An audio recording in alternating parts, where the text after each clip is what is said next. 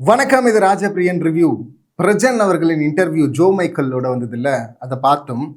அதில் ரெண்டு விஷயத்தை பற்றி பேசணும். ஒன்று சுபிக்ஷா பற்றி இவர் சொன்னது, ரெண்டாவது ஹோஸ்ட் பற்றி பேசினது. ரெண்டு இடத்துலையே பார்த்தீங்கன்னா தேவையில்லாமல் வார்த்தையை விட்டுருக்காரு இந்த பிரஜன் பேப்பர் ரவுடி அப்படின்னு தான் சொல்லணும். ஃபஸ்ட்டு சுபிக்ஷா விஷயத்துக்கு வந்தோம் அப்படின்னா, சுபிக்ஷாவை முதல்ல இவர் உள்ளே போனாங்கல்ல வயல் கார்டா, அப்போயே பார்த்தீங்கன்னா எக்ஸ்போஸ் பண்ணோம் அப்படிங்கிற அந்த மைண்ட் செட்டில் தான் இருந்தார்.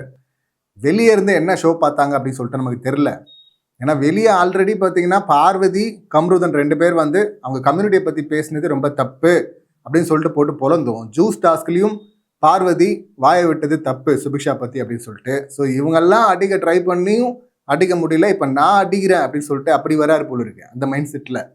அதுக்கு நீங்கள் கேமாக பண்ணணும், வாயில் உதார விடக்கூடாது. சுபிக்ஷாவை காலி பண்ணுற வேலையை தான் விக்ரம் பார்த்துட்டு இருக்காரு. நீங்கள் விக்ரம் எல்லாம் காலி பண்ணணும். ஸோ வந்தவர் என்ன சொல்கிறாருன்னா, அந்த லாஸ்ட் டாஸ்கில் நடந்த பிரச்சனை, மாடர்ன் சினிமாஸ் பார்த்தீங்கன்னா ரெண்டாவது முறை அட்டம் பண்ணுறாங்க நெக்லஸ் எடுக்க. அப்போ கீழே அரோரா முதல்ல தள்ளி விட்டார் கானா வினோத் ஓடுற வேகத்தில். அப்புறம் இவங்களும் உள்ளே போனாங்க அரோரா காப்பாற்ற, அவங்க நெக்லஸை எடுத்துட்டாங்க.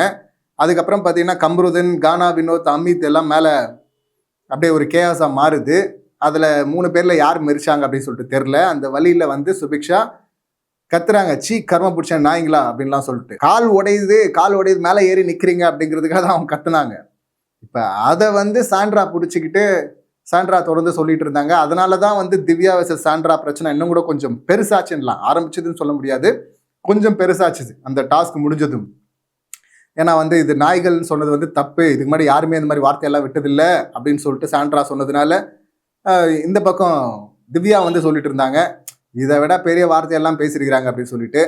அவங்க கானா வினோத் மேலே கேஸ் எழுதிட்டு இருந்தாங்க. இந்த பக்கம் சாண்ட்ரா சுபிக்ஷா மேலே கேஸ் எழுதிட்டு இருந்தாங்க. சாண்ட்ரா என்ன சொல்லியிருக்காங்க ஆல்ரெடி சுபிக்ஷா பற்றி, ஸ்கூபி டூ அப்படி சொல்லிட்டு திரும்ப திரும்ப திரும்ப திரும்ப சொல்லிட்டு இருக்கிறாங்க. டிவார்மிங் கொடுக்கணும் அப்படின்னாங்க. எப்போன்னா அந்த குரூப்பாக பிரிச்சிருந்தாங்க. அந்த எஃப்ஜே மன்னிப்பெல்லாம் கேட்டார்ல கேப்டனாக இருக்கும்போது, சாண்ட்ரா காலில் வேணா ஊட்டுமா அப்படின்லாம் சொன்னார்ல, அந்த சாம்பார் டீம் அதெல்லாம் பிரிச்சிருக்கும்போது. அப்போ அந்த கான்வர்சேஷன் போயிட்டு இருக்கும்போது நடுவில் சிலர் காமெடி பண்ணாங்க அப்படின்னு சொல்லிட்டு கடுப்பானார் பிரஜன். அப்போ காமெடி பண்ணது கம்ருதன், கானா வினோத் இவங்கெல்லாம் தான், ரம்யா, சுபிக்ஷா எல்லாரும் சேர்த்து தான். குறிப்பாக அந்த மாப் மாயாவிஸ் அப்படின்னு கூட சொல்லலாம். இப்போ அப்படி பண்ணும்போது இவரும் அந்த டீமில் தான் இருக்காரு. இப்போ அவங்கள எச்சரிச்சார் அங்கேயே. அதுக்கப்புறமும் அதை கண்டினியூ பண்ணாங்க கானா வினோத்தும் இவர் கம்ருதனும். இப்போ அவங்க மேலே அவர் கோவம் வரல. சுபிக்ஷா எப்படி பண்ணலாம், இவங்க டைரக்ட் நாமினேஷன் கிடைச்சது இல்லை அந்த சீக்ரெட் டாஸ்க் மூலிமா. ஃபஸ்ட்டு சீக்ரெட் டாஸ்க் சாண்ட்ரா சூப்பராக பண்ணாங்கல்ல, அது மூலிமா கிடைச்சதுன்னு பார்த்தீங்கன்னா சுபிக்ஷாவை தான் போட்டு அடித்தார். ஏன்னா அங்கே அவ்வளோ சம்பவங்கள் நடந்தது. ரூமில் எடுத்துகிட்டு போயிட்டு லாக் பண்ணலாம் அப்படின்லாம் கூட ஐடியா கொடுத்தாங்க விக்ரம். அமித் தான் அந்த கதுவெல்லாம் சாத்த போனார். அவங்க போடாடே அப்படின்லாம் சொல்லிட்டு திறந்து வெளியே வந்திருப்பாங்க சாண்ட்ரா. ஸோ அப்போ நிறைய சம்பவங்கள் நடந்தது, நிறைய பேர் பேசியிருக்கிறாங்க. ஆனால் இவர் சுபிக்ஷாவை தான் கட்டம் கட்டியிருப்பார். நான் அங்கே இருந்திருந்தேன்னா நான் வேற மாதிரி பண்ணியிருப்பேன் அப்படின்லாம் சொல்லிட்டு ஏதோ ஒரு வார்த்தையை சொல்லியிருப்பாங்க. அதுக்கு அவங்க வேற மாதிரி இன்னத்தை பண்ணிட்டு போகிறாங்க. சுபிக்ஷாவை குத்தணும், சுபிக்ஷாவை எக்ஸ்போஸ் பண்ணணும் அப்படிங்கிறது தான் இவங்க ஐடியான்னு சொல்லிட்டு முதல் நாளே தெரிஞ்சிருச்சு. ஆனால் அவங்க பேசினாங்க. அதை இப்போ அவங்க பேசினாங்கன்றத ஆரம்பிச்சது பிரஜன். ஸோ அதனால தான் பார்த்தீங்கன்னா சுபிக்ஷாவை அங்கே டைரக்ட் நாமினேஷனில் போட்டார். இப்போ சுபிக்ஷா விக்ரமுடைய அடிமையாக இருக்கிறாங்களான்னா இருக்கிறாங்க தான். நிறைய இடங்களில் சும்மாவே அமைதியாக நிற்கிறாங்களான்னா, நின்று வேடிக்கை பார்க்குறாங்க தான். ஃபீல் பண்ணி அந்த ஜெயிலில் இருக்கும்போது சாண்ட்ரா திவ்யா ஜெயிலில் இருந்தாங்கல்ல, அப்போ காலையில் பார்த்தீங்கன்னா ஃபீல் பண்ணி சாண்ட்ரா அழுது சொல்லிட்டு இருப்பாங்க, ரொம்ப கஷ்டம் ஃபேமிலியில், காசு ப்ராஜெக்ட் இல்லை அப்படின்லாம் சொல்லிட்டு பேசிகிட்டு இருக்கும்போது கம்ருதன் ஆறுது சொல்லிட்டு இருப்பாரு. இப்போ இவங்க மட்டும் வெளியே கை கட்டின அமைதியாக நின்று பார்த்துட்டு இருப்பாங்க சுபிக்ஷா. எதுக்குமா இதெல்லாம் அங்கே போய் சொல்கிறதுக்கா அப்படின்னு சொல்லிட்டு அந்த கேள்வி வரலாம், அது தப்பு கிடையாது. ஆனால் அது உதாரணம் கொடுக்குறேன்னு சொல்லிட்டு ஸ்கூபி டூ நாய் அப்படின்னு சொல்லிட்டு, ஸ்கூபி டூங்கிற ஒரு நாய் படம், அந்த படத்தில் நாய் எல்லா இடத்துலையும் ஃப்ரேம்லையும் சும்மாவே நிற்குமா, அது மாதிரி நிற்கிறா. இவ தான் அவனுடைய ஸ்கூபி டூ அப்படின்னா அவனுடைய காலடி நாய் அப்படின்னு தான் அர்த்தம் அதுக்கு. இப்போ சுபிக்ஷா நாயின்னு சொல்லிட்டு கத்துனது, கர்மபுட்ச நாய்களான்னு கத்துனது அது இப்போ லாஸ்ட் டாஸ்கில். அந்த டாஸ்கில் கால் மேலே ஏறி நிற்கிறாங்க, கால் உடையிற மாதிரி இருக்கணும் போது ப்ரெஷரில் கத்துறதும், இங்கே சாண்ட்ரா சும்மாவே ஸ்கூபி டூன்னு சொல்கிறது ரெண்டும் ஒன்றா? இது எல்லாத்துக்கும் முன்னாடி பாப் மாயாவிசில அத்தனை பேர் கலாச்சாங்க, கானா வினோத், கம்ருதன் எல்லாரும். அப்பெல்லாம் அவங்கள மேலே காட்டாத கோபத்தை இவர் சாண்ட்ரா கிட்ட சொல்ல, சுபிக்ஷா பொண்ணு கவுண்டர்லாம் போடுறா அப்படின்னு. அப்போ சாண்ட்ரா சொல்லியிருப்பாங்க, டிவார்மிக் தான் வாங்கி கொடுக்கணும் இவளுக்கு, என்ன பிரச்சனை அவளுக்கு அப்படின்லாம் சொல்லிட்டு. அதை பற்றி கேட்டால் அது குழந்தைங்களுக்கு கொடுப்போம், அது வந்து அதை வயிற்ற க்ளீன் பண்ணுற ஒன்று, பூச்சிக்கொல்லி அப்படிங்கிற மாதிரி வந்து அதை சொல்லிட்டு இருக்காரு. அது ஒன்றும் தப்பு இல்லையே அப்படின்லாம். ஒன்னே டிவாமிக்குன்னு சொல்கிறீங்க, அடுத்து ஸ்கூபி டூ அப்படின்றீங்க. இப்போ நாய் அப்படின்னு சொல்லிட்டு சொல்றது தப்பு இல்லைன்னு எதை சொல்கிறாருன்னா, இப்போ அவங்களும் சொல்லியிருக்காங்களேன்றாரு. ரெண்டு சம்பவமும் ஒன்றா?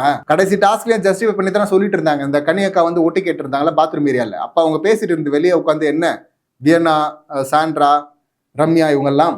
அப்போ அவங்க கேட்கும்போது இந்த சாண்ட்ரா வந்து அந்த விளக்கு தானே கொடுத்துட்டு இருந்தாங்க. அந்த படத்தில் நாய் வந்து சும்மா நிற்கும், அந்த மாதிரி தான், அதனால தான் வந்து நான் ஸ்கூபிடூன்னு சொல்கிறேன்னு. ஸோ நாயோட எடுத்துகிட்டு போய் நீங்கள் கம்பேர் பண்ணுறீங்க, கன்சிஸ்டண்ட்டாக பண்ணிக்கிட்டே இருக்கிறீங்க. வழியில் ஒருத்தங்க கத்துறது ரெண்டு எடுத்து கம்பேர் பண்ணுறீங்க.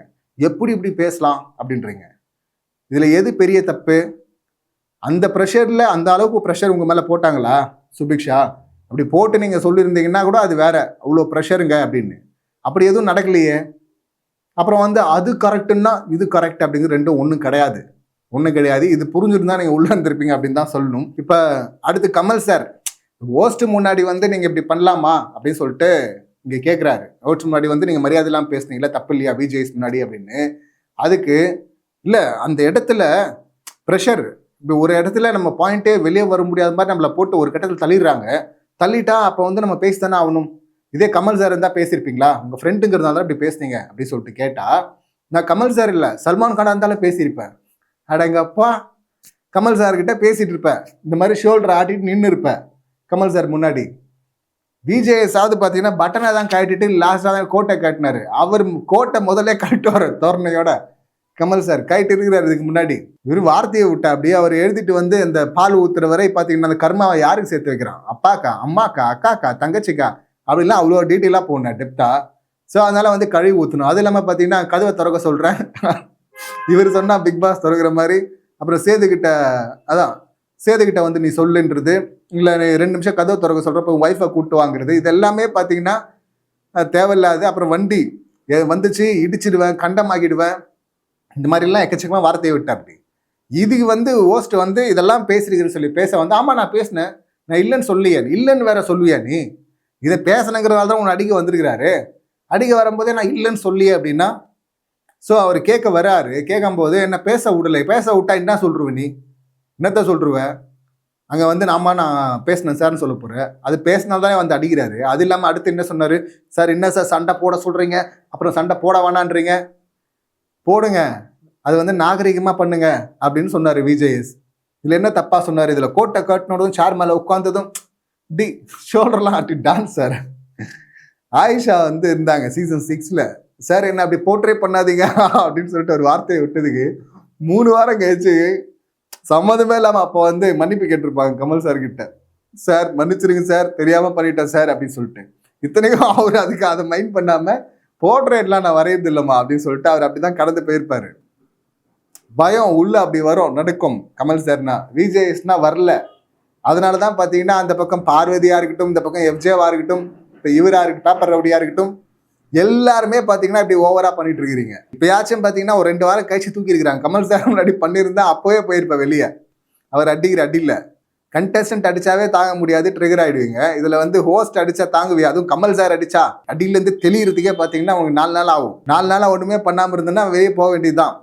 அது இல்லாமல் மட்டும் இப்போ மட்டும் பண்ணதுனால தான் உள்ளே இருக்கிறேன் அப்படின்னு சொல்கிறாருல, அப்படி கிடையாது. சரி, வெளியே வரும்போது ஓரளவுக்கு புரிஞ்சுட்டு வந்துட்டாரு அப்படின்னு பார்த்தா திரும்ப வந்து கமல் சார் இல்லை சல்மான் கானே இருந்தாலும் தமிழ் சினிமாவுக்கு மேலே பாலிவுட் அப்படின்னு சொல்லிட்டு அப்படி பார்க்குறாரு போலுது பிஸ்னஸ் ரீச்சில். அங்கே சல்மான்கிட்ட கேட்டாலும் சொல்லுவார் கமல் சார் தான் பெருசு அப்படின்னு.